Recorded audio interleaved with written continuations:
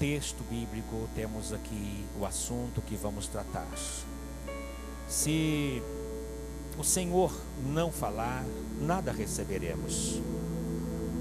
Se o Senhor não intervir, não tocar a nossa mente, o nosso coração, vai ser simplesmente uma palestra. Mas se o Senhor tocar, vai ser a tua mensagem. Meu Deus, que esta palavra possa tocar cada vida, falar fortemente com cada coração. E em recebendo a tua palavra, possamos, ó Deus, desejar obedecer, desejar te servir, que possa arder em nosso coração enquanto recebemos a tua palavra, como aqueles discípulos que estavam a caminho de Emaús, ardiam no coração quando ouviam o Senhor falar, mesmo que não conseguiram entender, saber, reconhecer o Senhor, mas a palavra ardia o coração de cada um deles. Nós reconhecemos a tua presença aqui em nosso meio, sabemos que o Senhor está aqui e queremos, ó Deus, que a tua palavra fale conosco, em nome de Jesus, amém. Os irmãos, fiquem de pé agora, por gentileza. Nós vamos estar lendo 2 Samuel no capítulo 7. 2 Samuel no capítulo 7. Primeiro versículo, 2 Samuel no capítulo 7. Leremos os dois primeiros versículos inicialmente. Diz assim: E sucedeu que, estando o rei Davi em sua casa, e tendo o Senhor lhe dado descanso de todos os seus inimigos em redor, disse o rei ao profeta Natã: Eis que eu moro em casa de cedro, e a arca de Deus mora dentro de cortinas. Amém. Os irmãos podem sentar, depois leremos mais alguns versículos.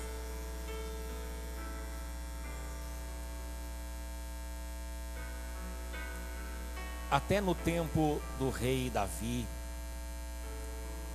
a arca de Deus, ou podemos dizer a presença de Deus manifestada aqui na terra, ela ficava em cortinas, ela ficava em tendas, ela ficava atrás de panos. Deus, ele não havia exigido uma casa para ele, não havia exigido ainda uma casa para que a arca dele, para que a presença dele, para que a manifestação dele, o Shekinah de Deus, pudesse ter um lugar melhor. Davi, que tornou-se um homem bem-sucedido,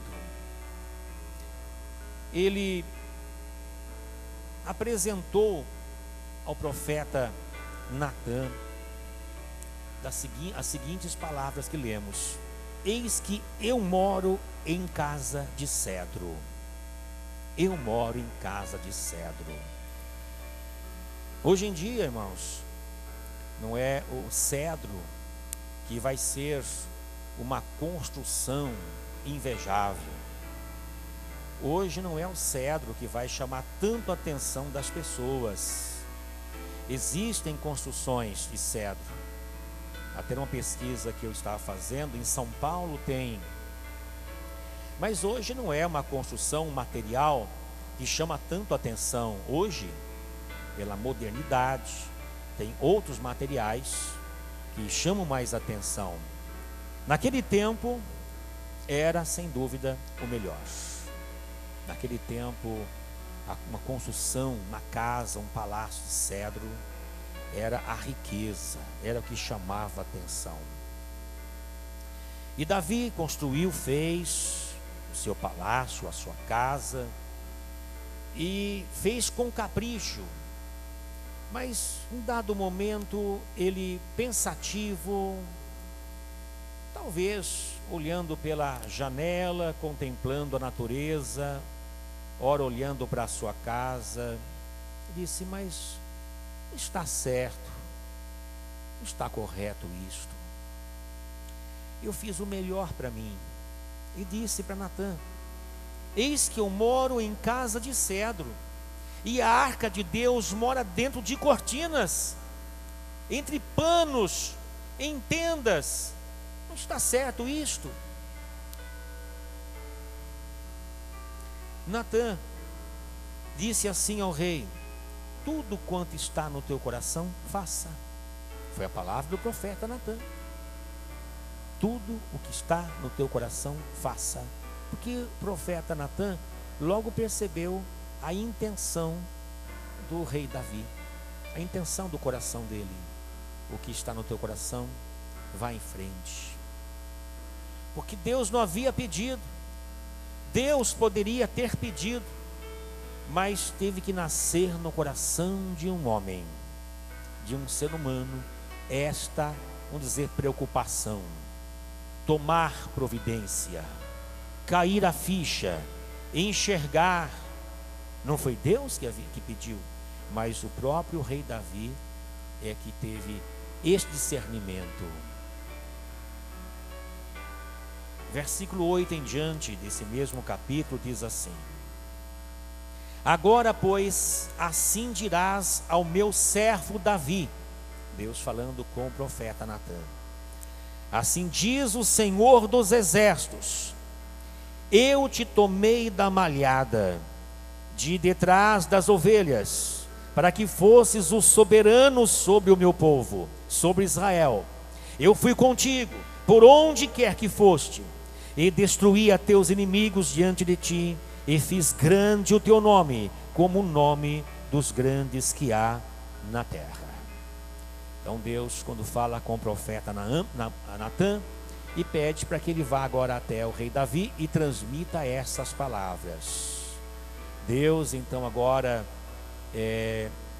olhando a intenção do coração do rei Davi, de proporcionar um templo adequado, uma casa adequada, para colocar a arca de Deus, ou estar lá a presença de Deus.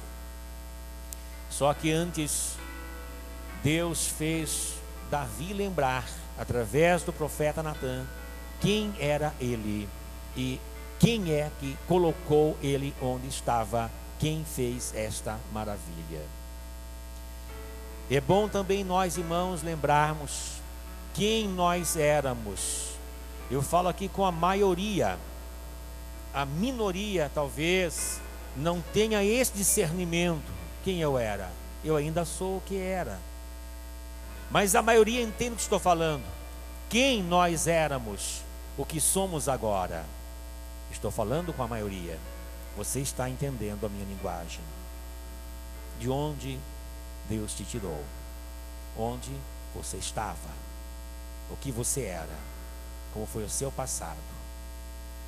Davi era um garoto que o pai permitiu que ele cuidasse do rebanho. E cuidando do rebanho, ele colocava o seu filho em risco de vida. O próprio Davi reportou que ele teve que enfrentar urso, ele enfrentou o leão. Eu creio que ele contou dos mais fortes, animais ferozes, bichos ferozes. Todavia, no meio do pasto, com certeza enfrentou serpente, escorpião. Era o lugar. Este pai, Jessé, coloca o seu filho ainda novo, um adolescente, para cuidar do rebanho, e colocando o seu filho em risco de vida. Poderia ter a notícia o seguinte: um leão o matou, um urso o matou, um qualquer bicho matou. E Davi, ele se virava, ele lutava. Ele contou que ele matou um leão protegendo o rebanho, matou um urso protegendo o rebanho, defendendo o rebanho. Ele atacava os animais, quando os animais atacavam o rebanho, ele cuidava muito bem. fez muito bem o que fazia. Deus olha, irmãos, que aquilo que nós fazemos, nós temos que fazer muito bem. Não faça relaxadamente.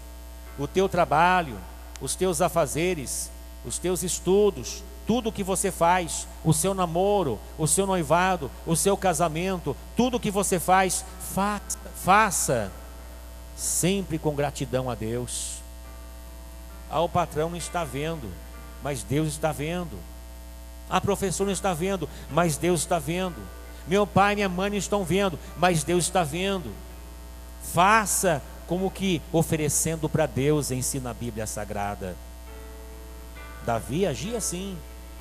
Ele poderia correr do leão, dizer: pai, um leão atacou e perdemos umas 10 ovelhas.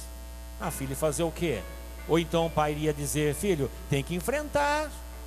Mas pai, se o leão me matar, filho, ele tem que correr risco. Nós sabemos como seria a conversa. Se ele corresse do leão, do urso, eu correria. Quem correria, levante a mão. Estou sozinho nessa não, né? Eu vou agora expor de um leão, de um urso, que mate a ovelha. Mas Davi lutou. Ele matou um urso, matou um leão, defendendo o rebanho. Ele fez tudo melhor que ele pôde. E às vezes nas coisas pequenas, não que foram pequenas essas coisas que ele fez, mas vamos trazer para a nossa realidade. Qualquer coisa que nós fazemos, vamos fazer bem feito, vamos fazer o melhor que nós podemos. É daí que produz bênçãos em nossas vidas. A pessoa trabalha e faz relaxadamente, não leva com seriedade, depois quer um emprego melhor. Nem o que está fazendo inferior leva com seriedade, porque acha que Deus vai dar o melhor. A pessoa vai muito mal na escola, não se esforça em nada, está pensando: Senhor, me coloca numa faculdade. Vai entrar numa dificuldade, porque não estuda naquilo que é mínimo, não está fazendo. Namora e faz tudo errado. O Senhor quer um bom casamento.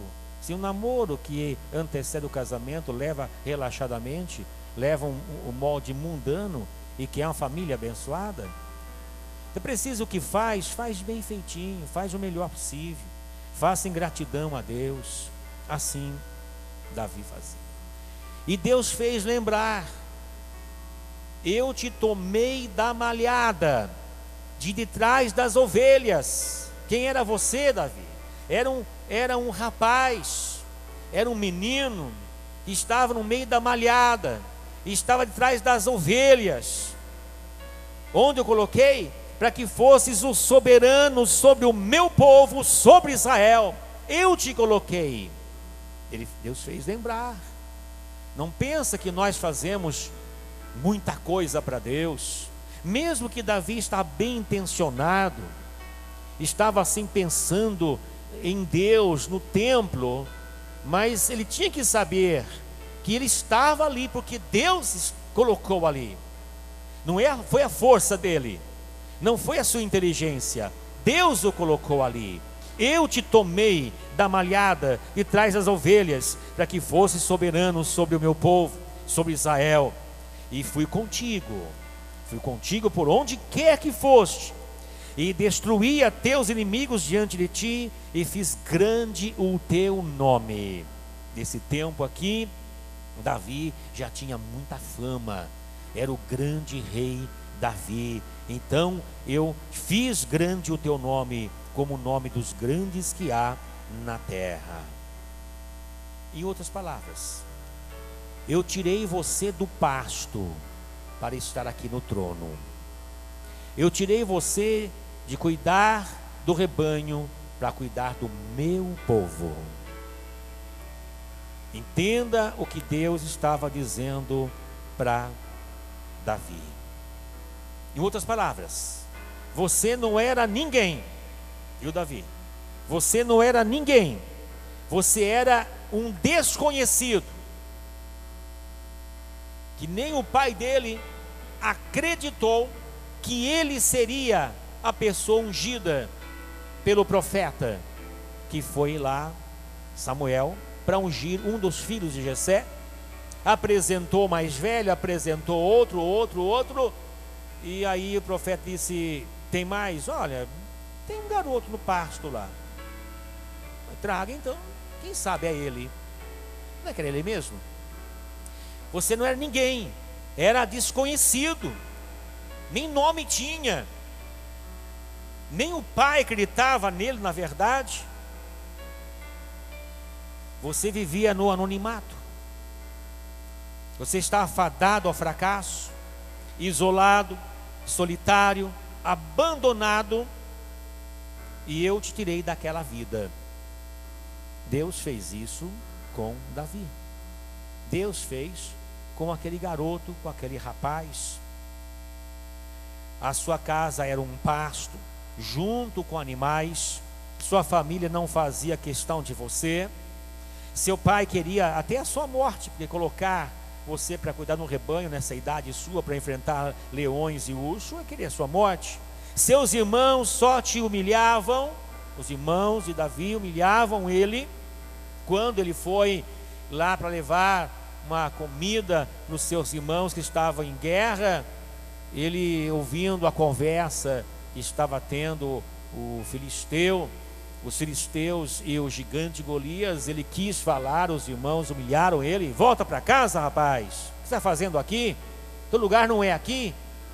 Os irmãos humilhavam ele.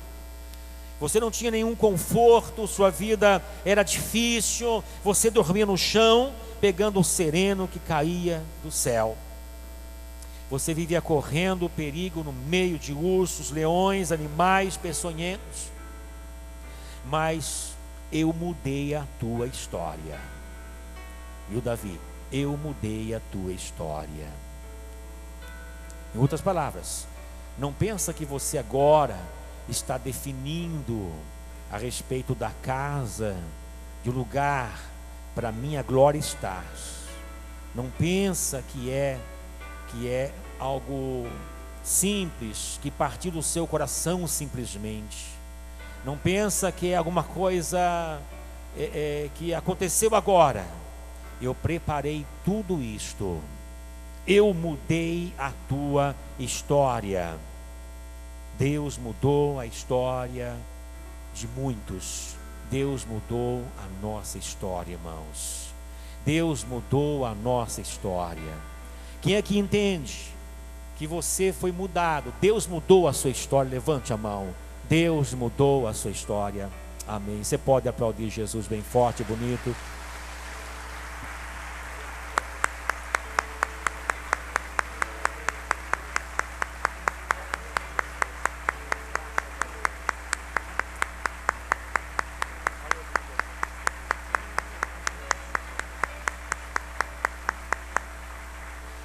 Louvado seja o nome de Jesus.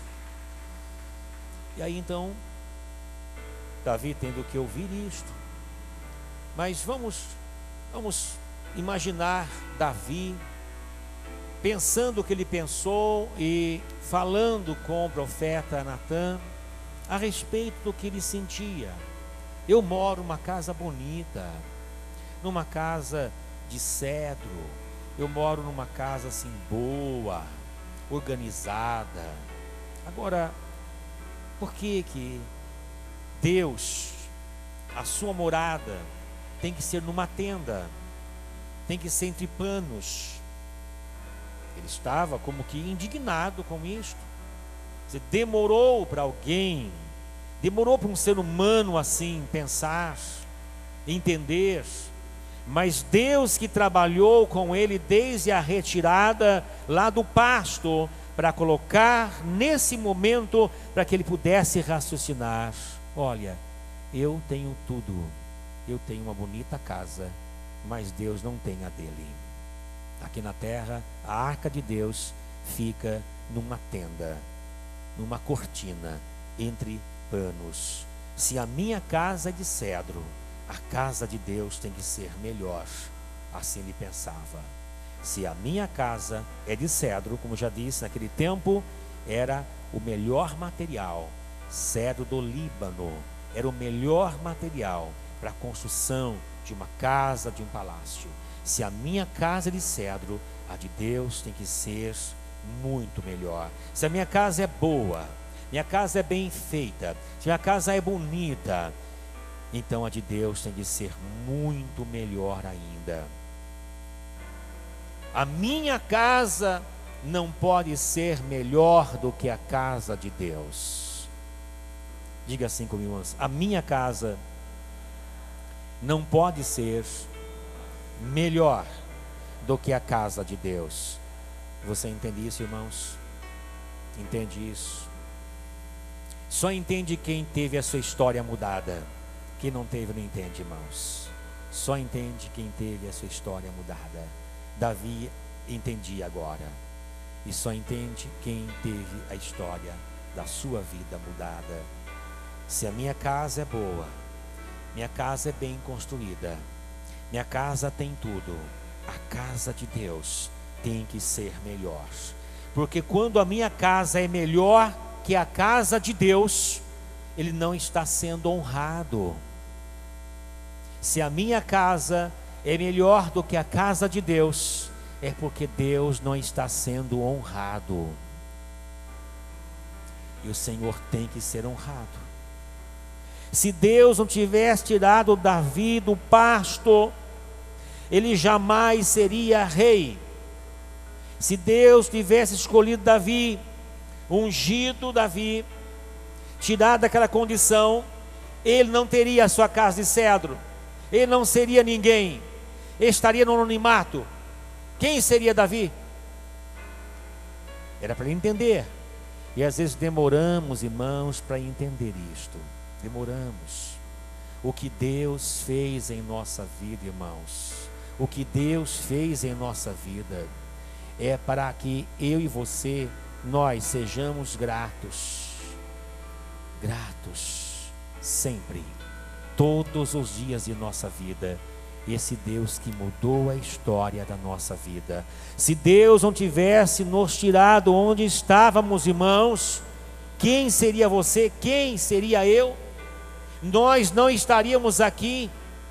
Se Deus não tivesse importado contigo, se Deus tivesse trabalhado na sua vida, transformado a sua vida, você não estaria aqui, não seria salvo, não teria, na verdade, as bênçãos que você tem. Talvez alguém venha pensar: mas eu não tenho ainda uma casa, eu não tenho, ou quem tem a casa, não tem uma casa que possa dizer que é uma grande casa, mas as riquezas que você tem, elas são maiores do que qualquer casa que você imaginar aqui da face da terra. Mas mesmo assim, Deus prometeu abençoar você durante a sua vida, para que você conquiste, para que você avance. Deus prometeu te prosperar. Agora, quando nós entendemos a posição de Davi, que aquilo que ele fazia bem feito, então nós aprendemos que nós também temos que fazer bem feito as coisas, e não de qualquer maneira. Tem gente que sonha ser próspero, tem gente que sonha conquistar, mas aquilo que é pequeno ainda, que é mínimo, não leva com seriedade, não faz reserva, não aplica corretamente o dinheiro, gasta de qualquer maneira, então não está fazendo corretamente. Deus, Ele nos tira de onde nós estávamos e quer nos abençoar, mas é preciso, irmãos, que nós, em cada momento de nossa vida, possamos fazer o melhor. O melhor é fazer com cuidado, fazer com zelo, fazer tudo que nós fazemos como que para o nosso Deus. O meu patrão não merece porque ele paga mal, porque ele é mal educado, não interessa. Faça como servindo a Deus, faça oferecendo para Deus o seu serviço. Às vezes as pessoas relaxam nas coisas porque as pessoas não merecem, mas o que você faz, faça o melhor para Deus. Já disse aqui, repetindo, Davi podia correr na casa dele: pai, um leão correr atrás de mim, ou então eu não quis morrer, só que custou umas 10 ovelhas, não sabemos a bronca que o pai daria, não sabemos, mas ele fazia muito bem, com capricho.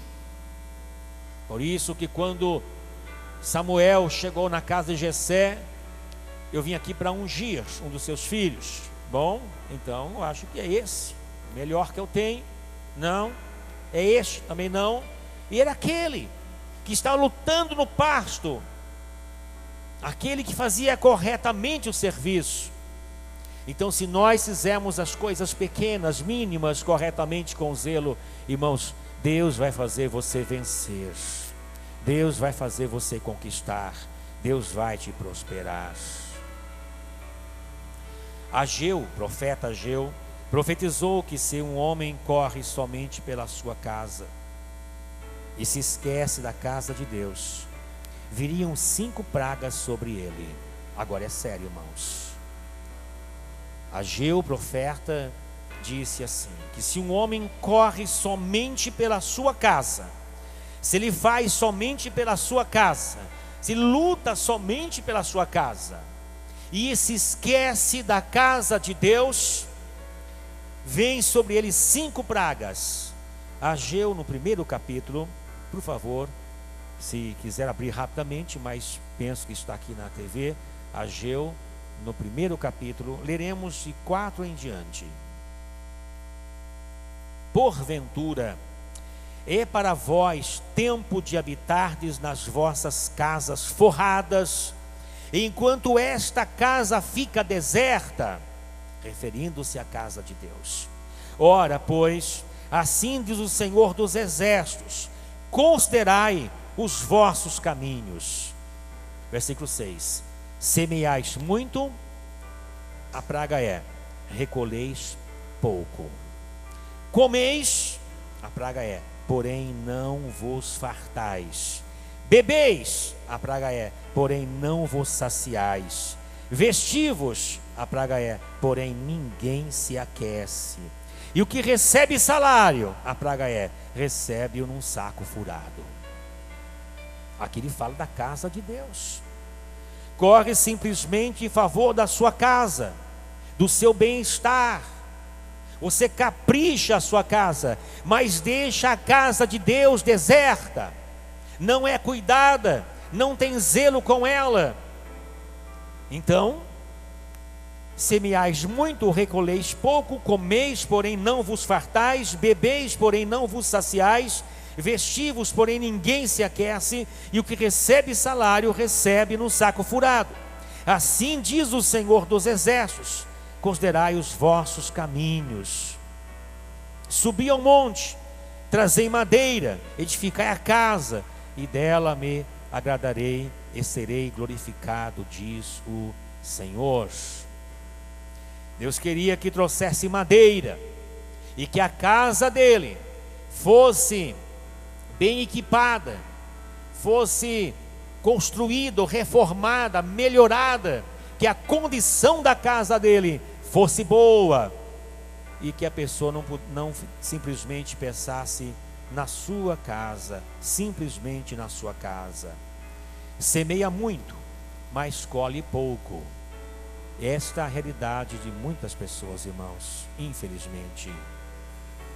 Esforça no trabalho, dedica seu trabalho, empenha-se no trabalho, investe muito, na hora da colheita vem a decepção.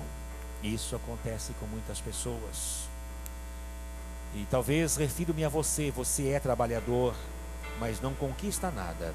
Trabalha, trabalha, trabalha, mas não conquista nada. Trabalha de segunda a segunda às vezes, engole até o domingo. Até o domingo a pessoa trabalha, de segunda a segunda, até vende as férias. Tem funcionário que vende as suas férias, nem pega férias, trabalha até no feriado, não tem feriado para a pessoa, trabalha o tempo todo. Aí diz assim, eu faço tudo direitinho, mas as coisas não dão certo para mim. Então Ageu dá a resposta. No versículo 11 de Ageu fala assim, veio a seca sobre todo o trabalho das vossas mãos. Veio a seca sobre todo o vosso trabalho das suas mãos. Por quê? Porque você só corre em favor da sua casa. E se esquece, não se importa com a casa de Deus.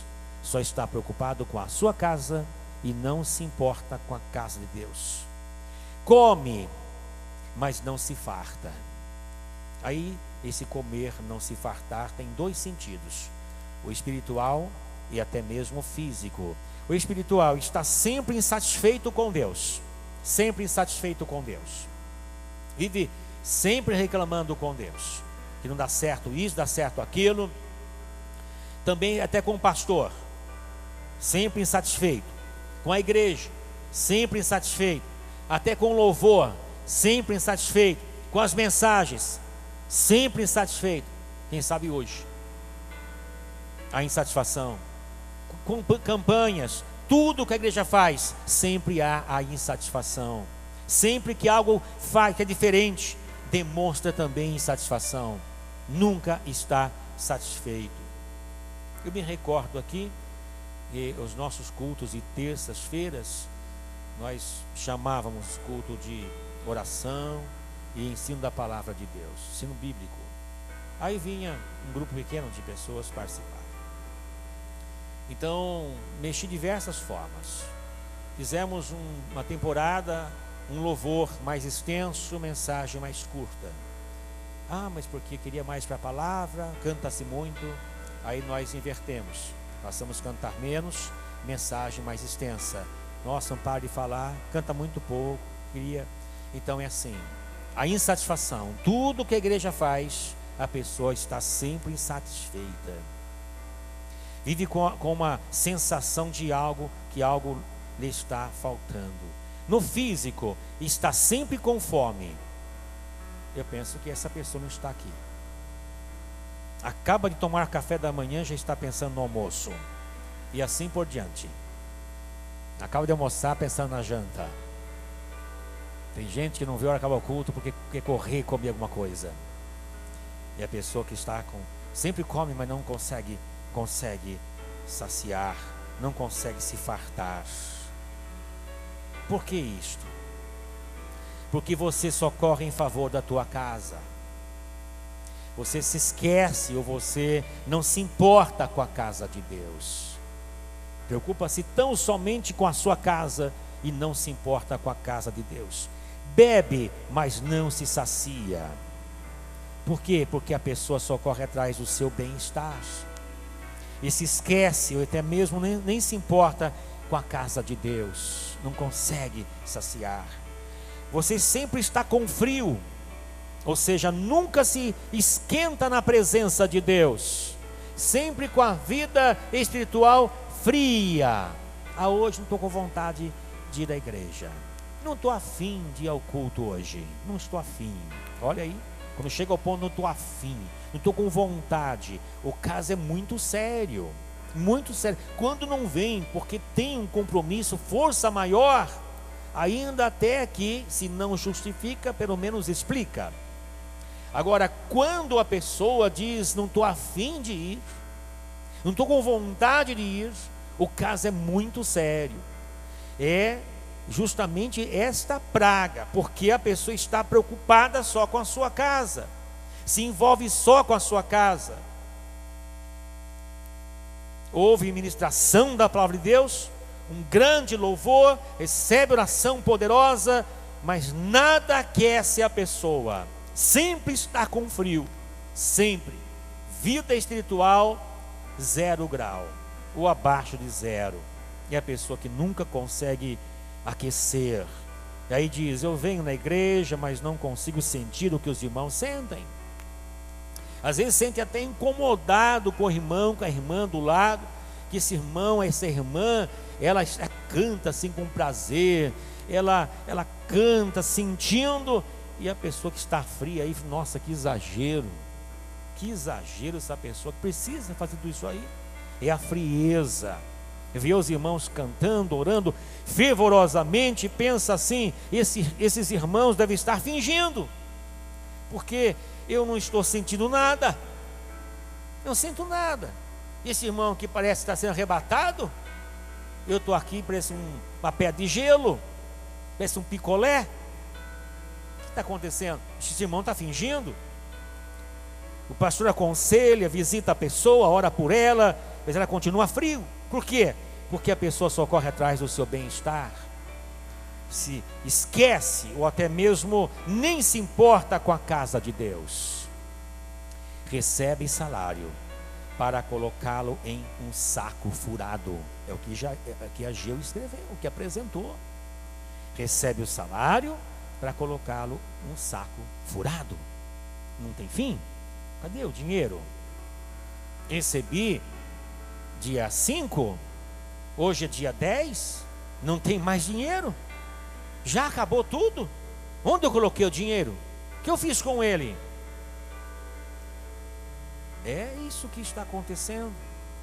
Pessoa que nunca sabe onde pôr dinheiro, sempre no vermelho, sempre pedindo emprestado. Sempre pedindo emprestado. Tem gente que corre da outra pessoa porque ela vem pedir emprestado dinheiro. E vem aquela pessoa lá, meu Deus, que é mais 100 ou 100zinho, né?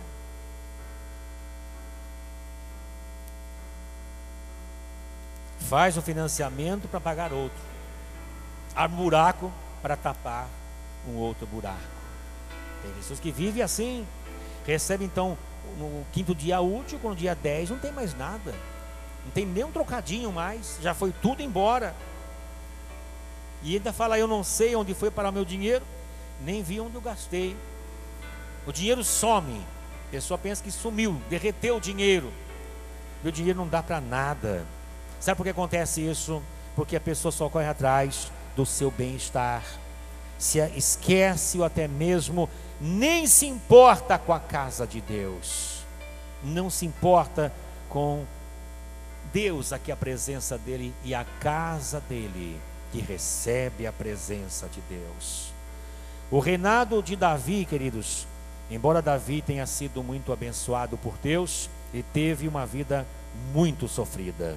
Davi teve uma vida muito sofrida, mas foi abençoado por Deus. Reinado de Salomão, não houve em Israel um reinado de paz como o de Salomão, porque ele fez com que a casa de Deus fosse melhor do que a dele. Davi não pôde construir a casa. Davi teve a intenção. Davi recebeu o projeto. Davi recebeu o projeto, como seria a casa de Deus. Mas Deus não permitiu que ele construísse. O filho dele, Deus disse que um filho dele construiria.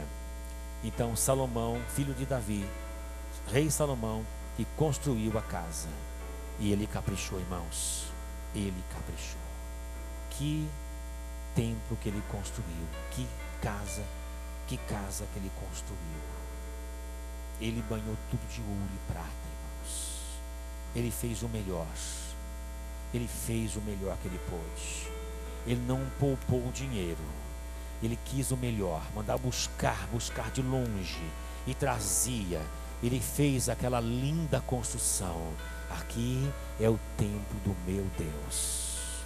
Aqui é o lugar da habitação de Deus aqui na terra. É a glória de Deus. É a arca de Deus que eu quero colocar aqui.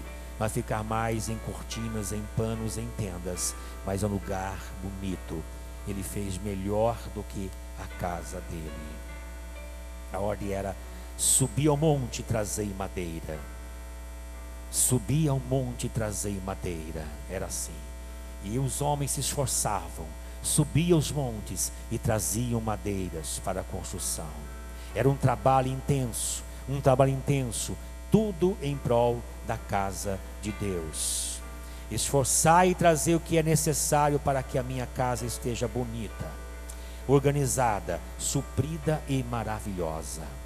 Assim Deus tratou com Davi, Deus tratou com Salomão. Deus mostrou para Davi o que ele era, onde ele estava. Deus também mostra para nós o que nós éramos, onde nós estávamos. O que Deus fez com Davi, de colocar onde ele foi colocado. Hoje nós sabemos que a nossa história mudou, onde Deus nos colocou. Onde Deus nos colocou. Tenho certeza que após a sua conversão, queridos, após a sua conversão, muitos que estão aqui tiveram suas vidas abençoadas financeiramente. Que se você não tivesse Cristo na vida, não tivesse tido experiência com Jesus, você não chegaria onde você chegou, porque as coisas do mundo iam consumir todo o seu dinheiro, ia consumir. Mas você veio para Cristo, o Senhor mudou a sua vida, tirou você de onde você estava e trouxe para a casa dele, para junto dele. E o Senhor tem abençoado a sua vida, a sua família, o seu salário. Hoje você talvez não tem tudo o que você quer, mas tem, na verdade, muito mais do que se você não estivesse com Cristo. Você não teria tudo isto. Entenda bem o que Deus fez na sua vida. Isso é Deus que faz, irmãos. Isso é Deus. Muitos, talvez, que estão aqui, poderiam contar a sua história após vir a Cristo e se preocupar com a casa de Deus, dar valor para a casa de Deus, valorizar a casa do Senhor, de trazer a sua oferta, e trazer o seu dízimo, e trazer a sua contribuição, de você pensar justamente a casa de Deus tem que ser abastecida, a casa de Deus tem que estar tudo em ordem. Imagina se você entrasse aqui e tudo sujo, tudo escuro, mal cuidado, coisa quebrando sem arrumar, e com você talvez preocupado: será que vai cair a minha cabeça hoje? Será que vai suportar aqui? Se você estivesse num lugar assim, você tem que chorar, dizer: meu Deus, não pode, a casa do Senhor está nesse estado, porque a minha casa está bem, está organizada, está reformada, e esta casa por que não está? Você iria chorar, teria que chorar. Mas Davi, Salomão, eles botaram a mão no bolso para fazer. Davi foi preparando tudo para que depois Salomão construísse. Salomão não poupou, ele investiu duramente na casa de Deus. Às vezes nós não temos esse sentimento. Às vezes a pessoa, ela esquece tudo que Deus fez, e ela pensa que a sua capacidade fez conquistar. Davi não poderia ter esse sentimento. Moço, lembra de onde eu tirei você, onde você está no pasto, no anonimato. Eu trouxe você aqui e você faz parte da história, um grande nome, eu te coloquei. Às vezes nós temos a facilidade de pensar que nós, a nossa capacidade, a força das nossas mãos, eu fiz, eu conquistei, eu consegui. Não, queridos, entenda que Deus te deu graça, te deu saúde, tirou você de onde você estava, e hoje você tem, hoje você conseguiu, porque o Senhor mudou a história da sua vida. Quando às vezes a igreja fala de contribuição, de dízimos e ofertas, as pessoas elas se queimam, choca isto, porque eles estão correndo atrás só da sua casa, do seu bem-estar. Mas aqueles que querem investir no reino de Deus, investir na obra de Deus, então tem em mente justamente o que Deus fez. Não, eu sei o que Deus fez na minha vida, não posso negar, não posso negar, não tem como negar isto, o que Deus fez na minha vida. Eu serei grato a Deus eternamente. Feche os olhos, queridos, agora. Quero que você ore a Deus agora.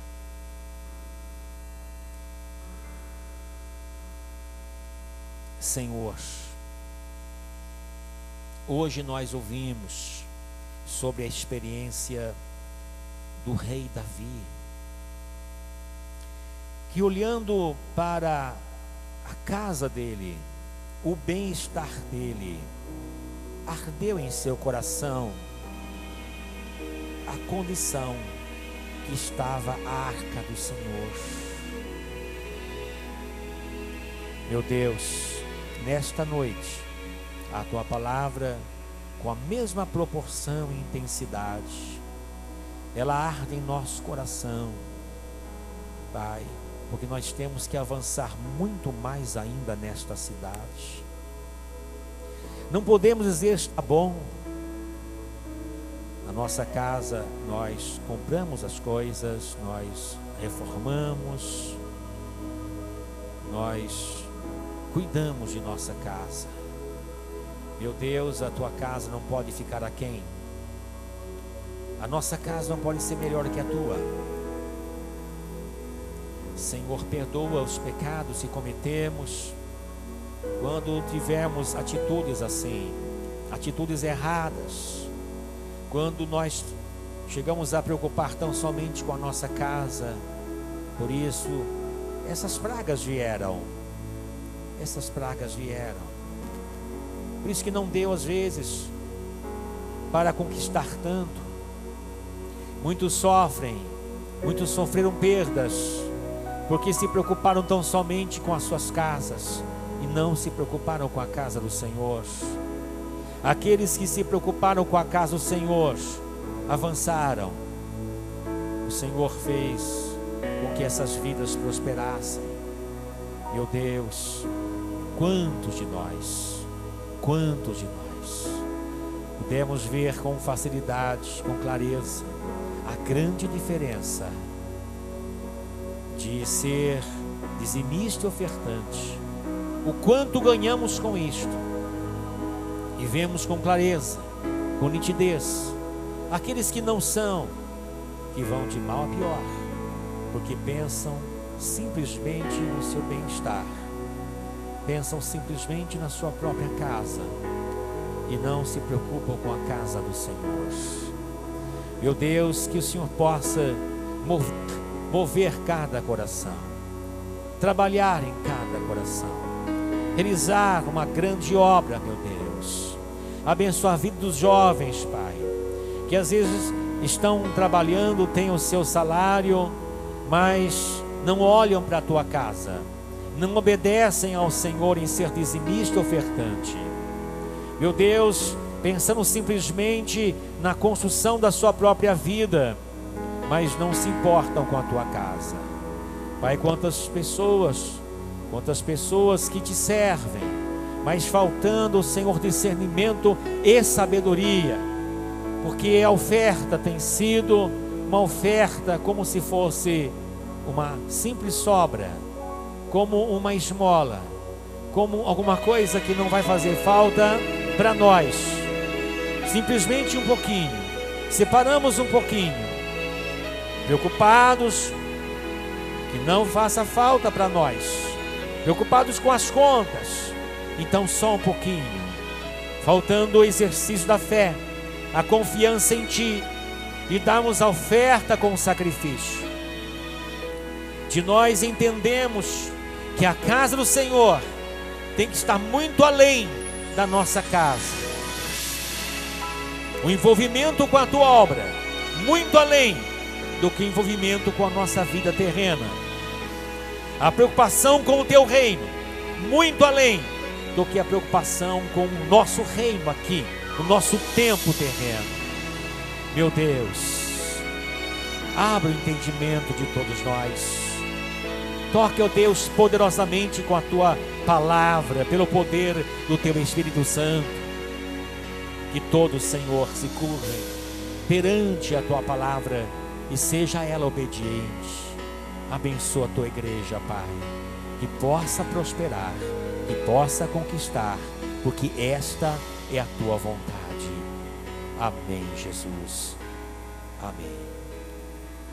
Para nós aqui finalizarmos, recordando ou repetindo, Davi, veja onde eu te coloquei, Davi. Veja onde eu trouxe você, lugar que você ocupa agora. Irmãos, nós não podemos ignorar, irmãos, em hipótese alguma, irmãos, o que Deus fez em nossa vida. Não podemos ignorar. Não podemos levar assim a nossa vida de qualquer maneira, qualquer forma. Quando no louvor damos menos, quando na oferta damos qualquer coisa, quando o dízimo, o mês aperta, a pessoa aborta o dízimo, como que esse mês não vai dar porque eu tenho contas a pagar, como que se eu tenho direito de usar o que não é meu? O dízimo não é nosso. Como que eu tenho direito? Lidamos com a causa de Deus assim, tomando nós mesmos, irmãos, as decisões, como se Deus tem que aceitar de goela abaixo. São erros, são pecados que nós cometemos. Como que nós vamos orar, pedir bênçãos para Deus, se estamos desrespeitando a palavra dele e desobedecendo a palavra dele?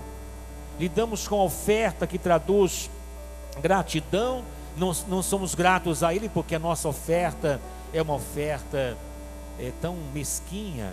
E como que nós vamos ter liberdade de dizer: Senhor, sou grato a ti? Ele fala: mentira, mentira, não é grato a mim coisa nenhuma.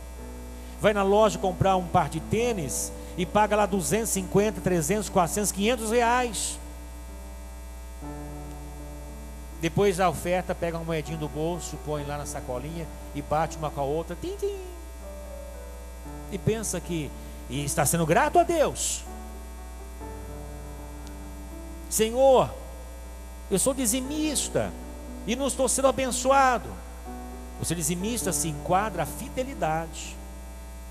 Às vezes passamos por provas, irmãos, mas nesse tempo nós temos que ser provados e aprovados. Não podemos vacilar nesse tempo. Esse mês aqui me apertei, a igreja que me perdoa lá, o pastor que perdoa lá, esse mês não vai dar. É como que tomamos a nossa própria decisão com dinheiro que não é nosso, dinheiro que pertence ao Senhor. Davi, lembra de onde tirei você, Davi? Lembra bem onde você estava. Se nós não entendemos isso, onde estávamos, nós nunca vamos, irmãos, abrir o coração e o bolso para Deus. Nós sempre vamos levar a vida de contribuição assim: está bom assim e acabou. Nós nunca vamos abrir o coração para Deus e entender que a casa dele tem que estar acima da nossa, e a causa de Deus acima da nossa causa. É uma noite de desafio. Hoje é a festa das primícias, a nossa oferta do altar. E nós fomos desafiados a apresentar nossa melhor oferta. A oferta que nós chamamos a oferta de ouro é aquela oferta que é igual ao dízimo. Não é para todos, precisa ter fé. Não é para todos, precisa ter fé. Precisa confiar em Deus. Não confiar não consegue mesmo. Esta oferta ouro. A oferta de prata, quando não consegue o ouro, então vou chegar a 50% pelo menos a minha oferta, que equivale metade do dízimo pelo menos. E a de bronze envolve uma oferta que seja uma oferta expressiva. Não consigo dar nem metade, equivale ao dízimo, mas uma oferta expressiva. Abaixo disso, irmãos, é a esmola que nós damos para as pessoas que às vezes estão buscando comida no lixo. Para elas sim, é uma esmola, mas para Deus nós temos que pelo menos envolver a nossa oferta de ouro, ou de prata quando não dá ainda, ou de bronze pelo menos. É o desafio que temos diante da palavra de Deus. Agora é com você, queridos. Nós vamos dar a liberdade para você trazer aqui a sua oferta. Nós vamos, depois que trazer aqui, nós vamos orar depois que você trazer aqui. Mas quero que você envolva a sua família, queridos. Tem filho, também faça, ensina o filho desde cedo ele ofertar, porque lá fora já se ensina a dar dinheiro para as drogas com 7, 8, 9 anos, irmãos. Coloca um dinheiro na mão do teu filho, põe dinheiro no teu filho e faça entregar também. Faça ele entender isso desde cedo. Ensine a criança o caminho que deve andar, porque se não ensinar não vai aprender nunca. Se a criança observar que a mãe ou o pai nem oferta, nem entrega dízimo, o que você está ensinando? Ensina tudo errado. O que você quer da sua família? Não quer uma família abençoada?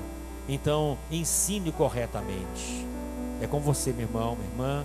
Se alguém quiser um envelope, então levante a mão. Você pode pegar, preencher aí esse envelope, trazer. Nós temos, vamos orar em favor dos pedidos, projeto de vida desse segundo semestre. Vamos orar quem já colocou o seu pedido.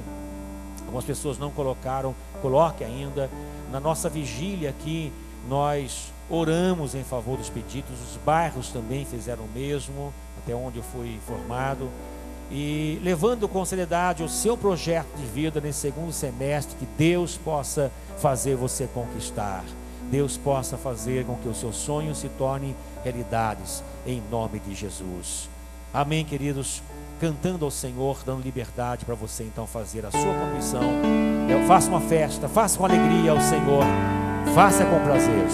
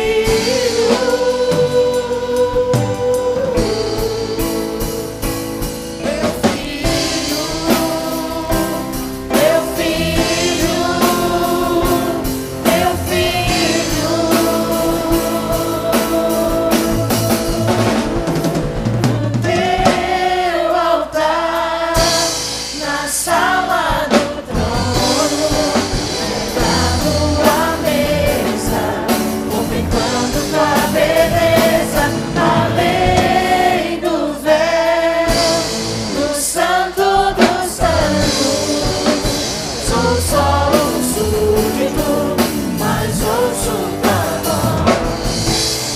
Sou só um súdito, mas ouço tua voz.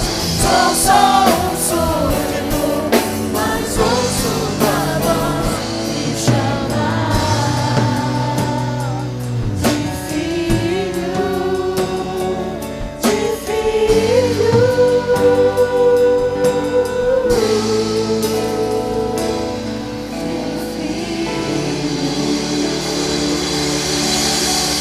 Aleluia ao nome do Senhor. Graças a Deus. Aleluia, Jesus. Amém, Jesus. E nós vamos estar orando agora e participamos de um desafio neste momento. Nós teríamos alguns testemunhos, mas pelo nosso horário um pouquinho avançado, vamos deixar para o próximo mês, o mês seguinte. Então, se alguém tem um testemunho das conquistas materiais, você foi abençoado, abençoada pelo fato de você ter sido fiel ao Senhor no dízimo, também a sua oferta, votos que você fez, por favor, nos procure, um dos pastores auxiliares. Olha, eu queria então que contasse um testemunho o mês que vem, ou você pode transmitir você mesmo as suas palavras, ou você escrever ou contar para os pastores e vão transmitir aqui, ok, irmãos? Então deixamos o testemunho para o próximo mês. Queria desafiar o seguinte, irmãos, e só quem tem história mudada que pode participar. Quem não tem história mudada não consegue participar. Você trouxe a sua oferta aqui e às vezes está assim, mas nós estamos em crise. Irmãos, eu não estou em crise, e eu profetizo que você não está em crise também. É o país que está em crise, você não pode estar em crise. Deus vai te dar para você capacidade, te dar discernimento, sabedoria, para fazer da crise mais conquistas ainda, irmãos. Não é verdade? Deus é poderoso. Então, se você serve esse Deus poderoso, não põe na tua mente que está em crise. Estou em crise. Não, o país está, você está em Cristo. É um pouco diferente, né, irmãos? Então, vão se valer desta bênção. O desafio é o seguinte: eu não sei a sua oferta, colocou aqui, se temos ofertantes ouro aqui, ofertantes prata, bronze, não sei. Mas, neste momento, você quer ser um ofertante ouro. Eu quero em nome de Jesus. Olha, pastor, ainda eu penso que não dá por esse tempinho, mas prata eu serei em nome de Jesus. Alguém, olha, eu ainda não estou preparado, porque não é simples, irmãos. Precisa fazer oferta de sacrifício, não é simples. Nós temos alguns poucos na igreja, e alguns já faz meses já que tem conquistado isto, tá? Ofertante ouro, que a oferta é igual ao dízimo. Alguém fala assim, mas de repente o dízimo da pessoa é pequeno, talvez o dízimo dela seja assim uns 40 reais, 50 reais, aí é fácil da oferta de 40 reais, 50 reais, irmãos. A pessoa então, se dá 40 reais, vem 400 reais, e não é fácil tirar 40 reais o dízimo, mas 40 de oferta, é proporcional. A dificuldade que um tem, outro também vai ter. Amém, queridos? Quem queria dar uma oferta a ouro de R$1.000, levante a mão. Verdade mesmo, irmãos? Ou quando chegar no salário de 10 mil, eu vou cortar isso aqui agora. Então a pessoa quer para ela, para Deus não. Então, os que vão ser desafiados à oferta, eu não vou fazer manifestação aqui, irmãos, porque aí não fica bem. Cada um vai entender, olha, eu vou ser desafiado hoje para ser um ofertante ouro em nome de Jesus. Eu vou conseguir. Mês que vem, ou esse mês, eu não sei, eu não consegui, mas eu vou conseguir. Você vai colocar a mão no coração, o ouro, a prata e o bronze. É com você, irmãos, é com você. Você fala com Deus agora, tá bom? Então, você fala assim, eu quero ser ofertante, você vai dizer para Ele. Então, um desafio, Deus vai te abençoar. Deus vai te abençoar, tá? Você vai vencer, você vai ser vencedor. E você vai ver o quanto Deus vai te abençoar. Então você vai orar nesse momento agora, apresentando a Deus. Senhor, nós consagramos a oferta que ela foi hoje aqui depositada. Pai, todos que ofertaram, todos que entregaram a sua oferta das primícias, a melhor oferta, a oferta, Senhor, de sacrifício, a oferta de gratidão, a oferta que traduz o amor que temos por Ti, o carinho que temos por Ti. Pai, hoje a igreja, a Tua obra te representa, o trabalho que nós fazemos aqui, o evangelho que nós pregamos, os cuidados que temos que ter, Senhor, na pregação do evangelho, ó Deus, e tudo que envolve, Senhor, ou divulgar, propagar Tua palavra, as construções, a reforma, os cuidados, o zelo, tudo que envolve o Teu reino, ó Deus, queremos fazer com carinho, queremos cuidar da Tua casa, queremos que, ó Deus, avance a obra, Senhor, é a nossa oferta, o nosso dízimo, ó Deus, é obediência à Tua palavra, não nos pertence esse dinheiro, essa parte é do Senhor, é da Tua obra. Eu não posso fazer o que eu quero com esse dinheiro, eu não posso comprar qualquer coisa, gastar em qualquer lugar, não posso fazer o que dá na cabeça, mas como diz a palavra, trazer a casa do Senhor, a casa do tesouro. Por isso, Pai, o desafio que os Teus filhos fazem agora, de ser ofertantes de ouro, trazer oferta de ouro, que é igual ou superior ao dízimo, é um desafio que o Teu servo, a Tua serva faz. Meu Deus, aqueles que ainda não entendendo, não tendo a fé suficiente, a condição necessária agora, mas se propondo o desafio de serem ofertantes de prata, a oferta de prata, abençoa, ó Deus. Outros que ainda não estão preparados, que não conseguem ainda, Senhor, ofertarem, ter oferta de prata, mas de bronze, uma oferta significativa, uma oferta que para ela, Senhor, é uma oferta sacrificial, uma oferta, Senhor Jesus, que tem que fazer um certo sacrifício. Meu Deus, abençoa cada desafio agora, abençoa cada voto que é feito agora, Pai. Nós oramos em favor do projeto de vida 2015, nesse segundo semestre. Aqui temos vários projetos, Senhor, temos aqui pedidos, Pai. Ó Deus, o Senhor fará maravilhas, Senhor, em sonhos, Pai. Ó Deus, em objetivos que as pessoas têm traçado. Meu Deus, abençoa poderosamente que os sonhos se tornem realidades, sejam concretizados, Pai. Ó Deus, prospere essas vidas, atendendo tanto nos pedidos, Pai, que envolve a vida espiritual, física, financeira, material, familiar, em todas as áreas. Abençoe poderosamente, Pai. Nós oramos, e que a nossa oração seja com sinceridade, porque o Senhor olha não por fora o que simplesmente falamos, mas a atitude do nosso coração. Pedimos, Pai, crendo em nome de Jesus. Amém, Senhor. Amém, Jesus. Aplauda Jesus bem forte, bem bonito.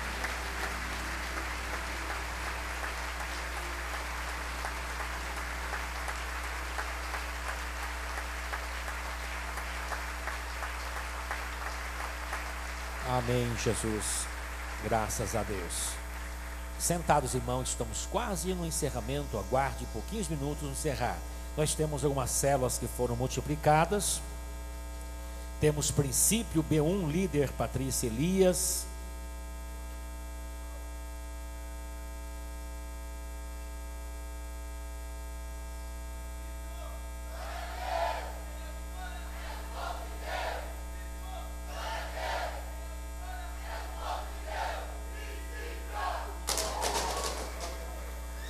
Amém. Graças a Deus.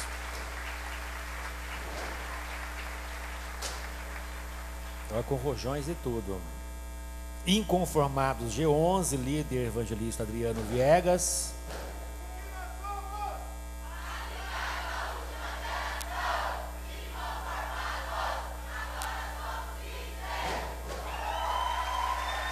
Amém. Deus seja louvado. Graças a Deus. Amém, Jesus. Amém, Senhor.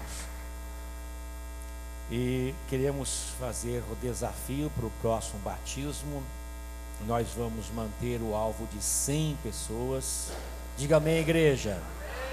É um desafio, sem dúvida. Não é simples. O trabalho tem que ser dividido, repartido por todas as células. Essa vez, o último batismo, nós fizemos quase que em média 1 por célula. Então tem célula que não produziu ninguém para o batismo, em contrapartida outra, 2 pessoas, 3 pessoas, uma compensou a outra, em média 1 por célula. Então nós temos no próximo batismo, no final desse ano, vamos trabalhar para trazermos aos pés de Cristo, através dos trabalhos em célula, trabalhos evangelísticos, trabalhos da igreja, tudo que nós pudermos aqui usar para que as pessoas se aproximem do Senhor Jesus, que as pessoas deem esse passo que é o batismo nas águas. Eu queria chamar aqui à frente quem já se coloca como candidato ao próximo batismo. Que você veja aqui à frente, vai ser simbólico o número que nós teremos aqui. Já começamos a orar por algumas pessoas, quem sabe, número simbólico, que vamos trabalhar durante esses meses, para, em nome de Jesus, atingirmos nosso alvo de 100 pessoas. Essa ocasião passada, nós conseguimos 154 pessoas. Então, realmente, o maior batismo de nossa igreja, da história da igreja quadrangular aqui em Leme. Então, nós temos aí o batismo no final do ano, e em nome de Jesus teremos também, vamos atingir o nosso alvo em nome de Jesus. Quantos da igreja entende que vamos atingir nosso alvo? Levante bem alto a sua mão. Diga em nome de Jesus. Senhor, eis-me aqui, conte comigo, vou trabalhar. Amém. Quando for trabalhar, alguns baixaram a mão depressa. Amém.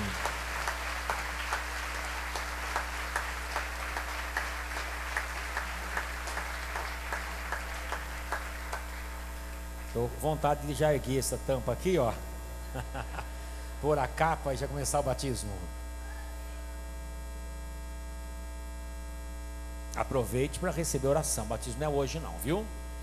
Você não batizou nas águas ainda, é o seu segundo passo. Não é eu quem peço, mas é a Bíblia que pede, é o Senhor que pede. Então, venha para frente correndo. Se você tem um pouquinho de vergonha e vem à frente sozinho, convite que está perto de você para descer junto. O seu líder de célula pode vir junto também.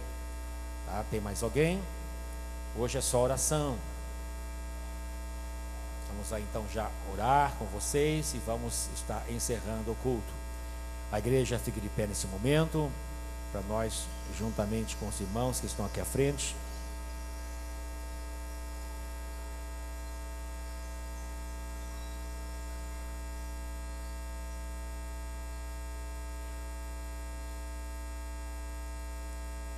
Nós estamos com o curso de teologia e terminou agora mais um livro, recomeça outro livro agora nessa semana. E parece que tem umas 2 vagas aí, se alguém está pensando em fazer teologia e tem interesse, então até mais 2 pessoas dá para fazer nesse próximo livro aqui, que os livros estão nos correios, vamos já retirá-los amanhã, para que as pessoas possam pegar e estudar. Tem acho uns 2 livros que estão sobrando aí. Então, se alguém se interessar, alguém ingressa, levante a mão, quem tem interesse em teologia, lá atrás tem 1, 2, 3, já subiu, 3, quem não vi aqui? 4, 5, tem bastante gente, tem bastante gente. Então, olha, para esse livro aqui, acho que as 2 vagas só. Aí vocês podem então procurar na secretaria, vocês podem se inscrever certinho, a secretária vai explicar para vocês tudo certinho, tá bom? Aí para o próximo mês vocês podem fazer também, tá? Então há um curso, tem que ser orientado lá com respeito a essa despesa que tem todo mês, tá bom? Então, se não der para você esse mês aqui, são só 2 vagas, aí no próximo mês vocês podem fazer, tá? É só procurar a secretaria. Então, dos irmãos da mão, procure os pastores depois aí, para eles poderem avaliar quem já pode ser já desse livro aqui, né, desse próximo, as 2 pessoas, ok? Há mais alguém? Deixa eu contar aqui para nós termos uma ideia. Isso levante a mão só quem está acompanhando aqui, para não contar você. Quem está acompanhando, levante a mão. Ok. Então temos ali 2, 4, 5, 6, 7, 8, 9, 10, 11, 12, 13, 14, 15, 16, 17, 20, 24, 24, 25, 26, 27, 28, 29, 30, 32, 33, 34, 35, 36, 37, 38, 39. Faltou um para 40, irmãos. Olha que judiação. Tem mais um aí, irmãos, para completar os 40? Por favor, desce mais alguém aqui para fechar, redondinho, 40. Quem vai descer da célula aí, ó? Resgate, princípio, tronco, quem que é aí? Os casados, uma pessoa só. Faltou uma só para 40. Fecha as portas, irmão, ninguém sai, vão ficar aqui esperando.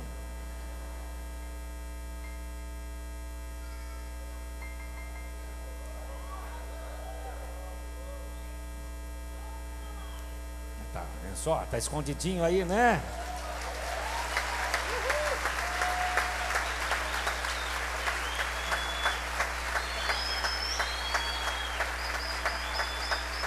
Até sobrou já, olha aí, tá vendo? Já até passou. Amém. Amém. Estamos 41. Acho que aí está acompanhando? Está acompanhando, né? Então deu 41 agora, 42 pessoas. Puxa, 42. Daqui a pouquinho dá 50. Não fica 42 mesmo, hoje é simbólico, tá bom? Quem daqui não é de célula, não está em célula ainda, levante a mão. Não está em célula. Não está em célula nenhuma, tá? Então, por favor, alguém depois já dê uma assistência aqui, tá bom? Você vai ser arrastado para a célula agora. Tem mais alguém não está em célula? Os demais estão? Ok. Vamos orar por vocês e vocês vão receber na célula toda a orientação do batismo, receber as lições importantíssimas, tá bom? Vocês vão saber por que batizar e mais ensinos fundamentais para vocês aí. Igreja com as mãos para cá estendidas, vamos orar. Nosso Deus e Pai, nós temos aqui este número de pessoas, temos aqui mais de 40 pessoas que já estão se apresentando como candidatos ao próximo batismo. Meu Deus, muitas delas já puderam aprender um pouco a respeito da vida cristã, porém outras talvez mais novatas, talvez nada sabem a respeito, apenas gostando da igreja, gostando da célula. O Senhor, mas o Senhor está fazendo uma grande obra nesses corações. O Senhor está movendo o coração de cada uma delas, Pai.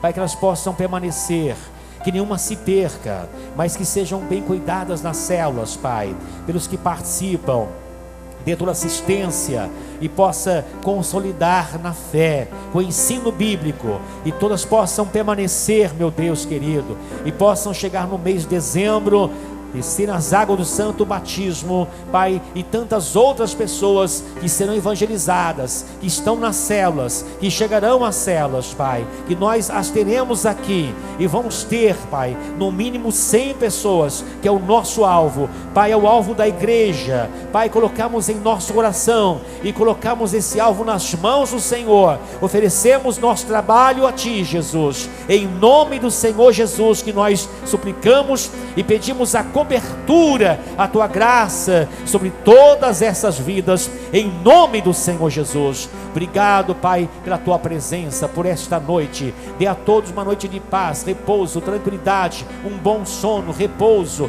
e, ó Deus, amanhã, durante toda a semana, de bênçãos, maravilhas, ó Pai. E também tudo que a igreja ela proporciona em suas atividades, Pai, que a igreja possa participar, tanto aqui na sede quanto nos bairros, Senhor, nas células, nos templos e capela. Abençoe a todos poderosamente, em nome do Senhor Jesus Cristo, em nome de Jesus. Antes de impetrar a bênção apostólica, até eu vim para depois dar uma palavrinha, acabei me esquecendo, na oração que veio em mente.